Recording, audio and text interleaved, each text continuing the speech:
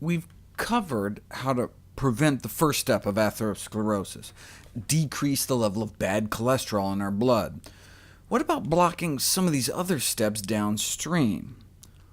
Both common and specialty mushrooms inhibit adhesion molecule expression and in vitro binding of monocytes to human aortic endothelial cells in a pro-inflammatory environment. So that means mushrooms may help block both this step and this step. Basically, what these researchers at Arizona State did was take the lining of a human artery, soak it overnight with either nothing, the control group, or shiitake mushrooms, crimini mushrooms, oyster mushrooms, maitake mushrooms, or plain white button mushrooms. Then they took away the mushrooms, washed the artery off, and then added some monocytes before and after inflammation.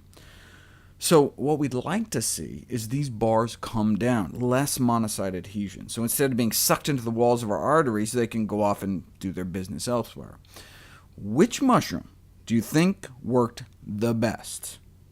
They all worked, but in another victory for this little fungi, plain old cheap white button mushrooms worked the best.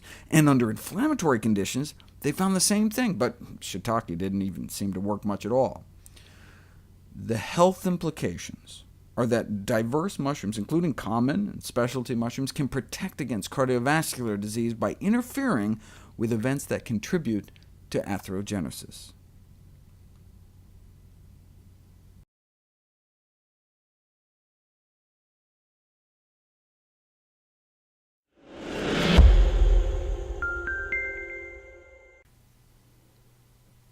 There's lots of products that promise to boost our immune system, and who wouldn't want that? Well, there's millions of people with autoimmune diseases, inflammatory diseases, and allergies, right? Millions of people whose immune systems may already be a bit too active.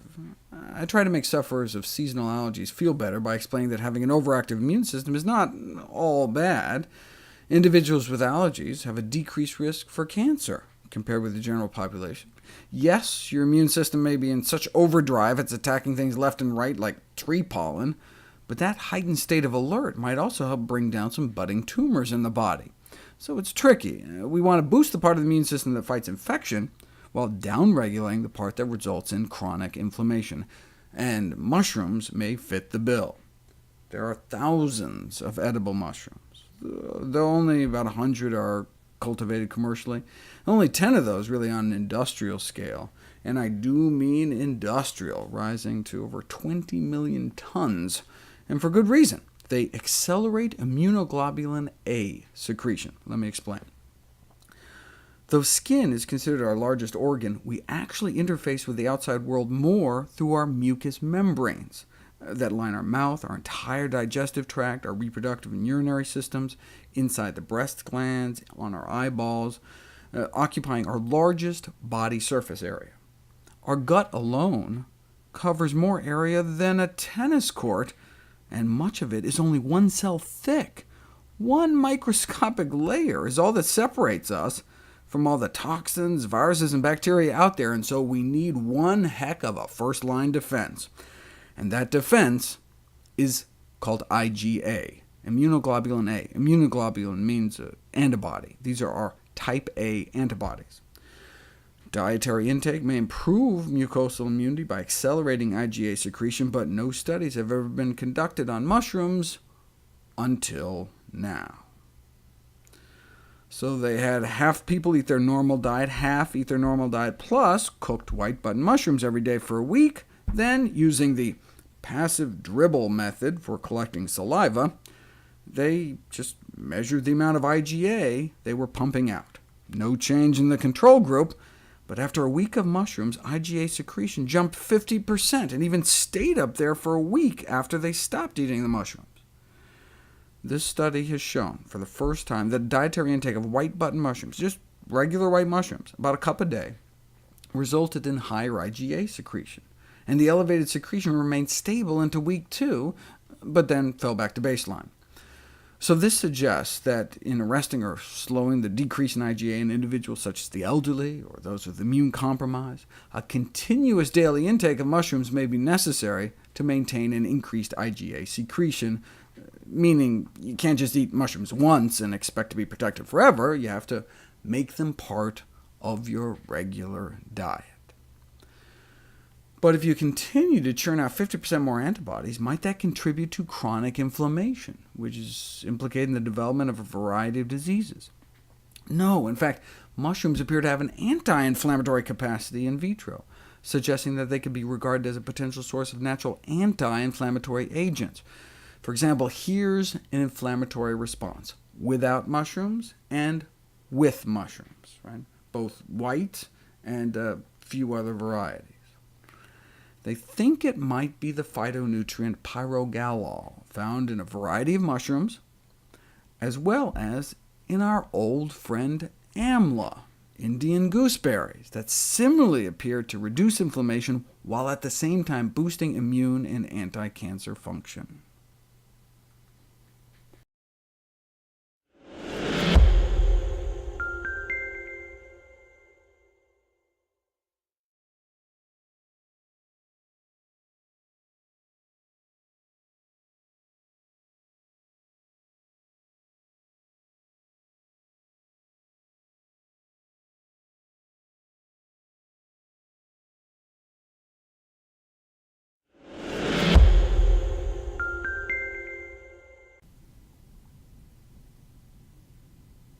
If you remember, plain, cheap, convenient white mushrooms appeared able to outsmart breast cancer cells that try to make their own estrogen by crippling the enzyme tumors use to make it.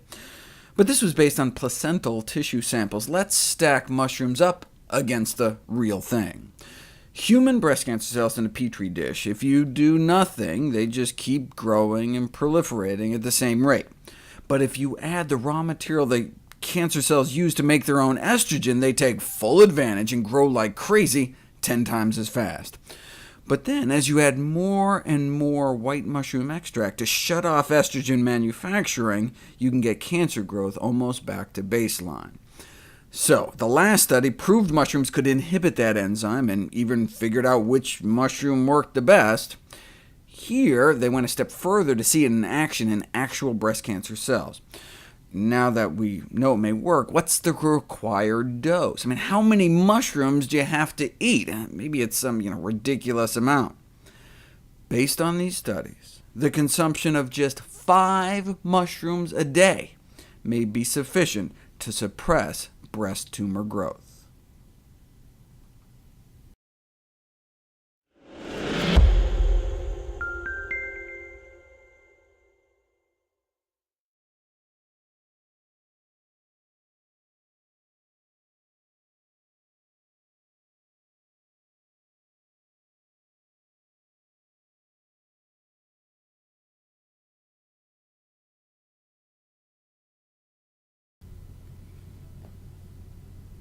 In this landmark study to find out which vegetable was best at suppressing the activity of the enzyme used by breast cancer cells to undermine our defenses, mushrooms came out number 1.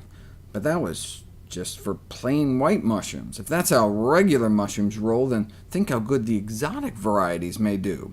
So they put them to the test, comparing regular mushrooms to wood ear, crimini, oyster mushrooms, Italian brown, enoki, button mushrooms, which are just baby versions of regular white mushrooms, stuffing mushrooms, which are just big white mushrooms, shiitake, chanterelle, and portobello.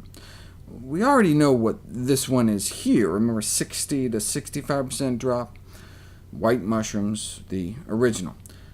Most of these other mushrooms are stuck up there in celery carrot land, but one beat out our regular fun guy. Which one do you think it was? Wood ear, crimini, oyster, Italian brown, enoki, button, stuffing, shiitake, chanterelle, or portobello. I never would have guessed this one. Better than plain white mushrooms? Big plain white mushrooms. In conclusion, these studies suggest the daily intake of the common white button mushroom may have a significant cancer preventive effect with regard to breast cancer development. White button mushrooms are relatively inexpensive and readily available in markets across the United States, and therefore are a feasible addition to any dietary plan.